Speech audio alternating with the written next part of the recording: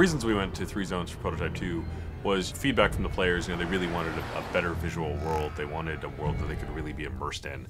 And by going to 3 distinct zones, what it meant was that we could give a greater level of memory and resources and just focus and attention that our artists could deliver to each zone to make them absolutely stunning and beautiful and a rich environment to play with. It's enabled us to provide the player with different challenges, different experiences, and give the players something unexpected whenever they progress forwards. We wanted to have 3 areas where we could have sort of a military zone, a pristine zone, and an infected zone, and have them stand on their own.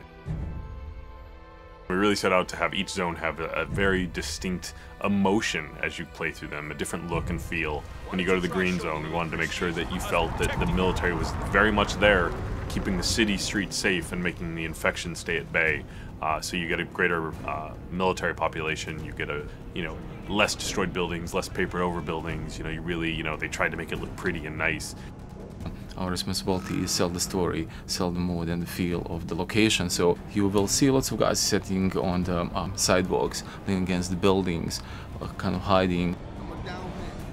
We also focused on having a dynamic exposure so that you could have dark areas and bright areas, and having the camera really adjust for that. So it didn't feel like this monotone area of just constant intensities.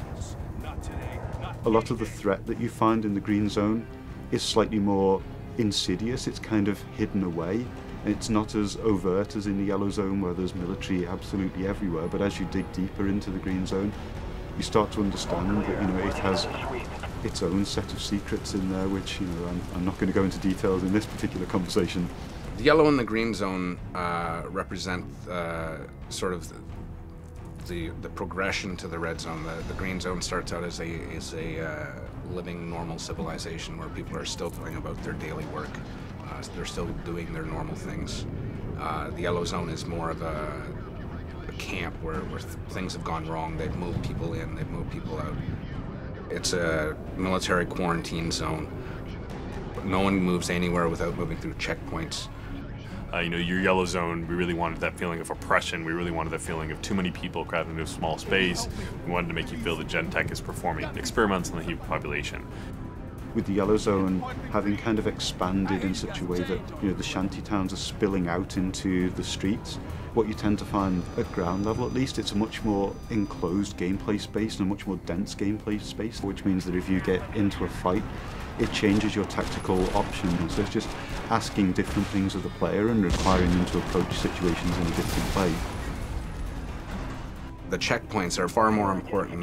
The places where the military lineup meets the protesters is a far more interesting space than just a space that's completely filled with military or a place that's completely filled with infected. So as you go through each zone, you really will feel, this is the heart of darkness. This is sort of the safe zone. This is kind of the, overcrowded, too many people. And even the people within that, the general population, you'll feel that what those people are feeling. When you get to the green zone, you've got people milling about much more naturally, and then when you get to the red zone, you're going to be hard-pressed to find just Joe civilian.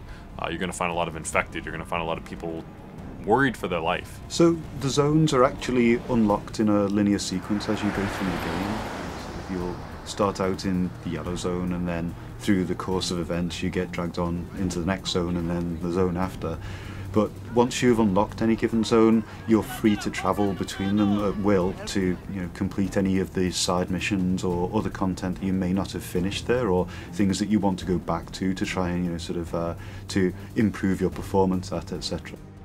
Prototype 2 is still very much a completely open world game where you have total flexibility to go wherever you want and do whatever you want whenever you want.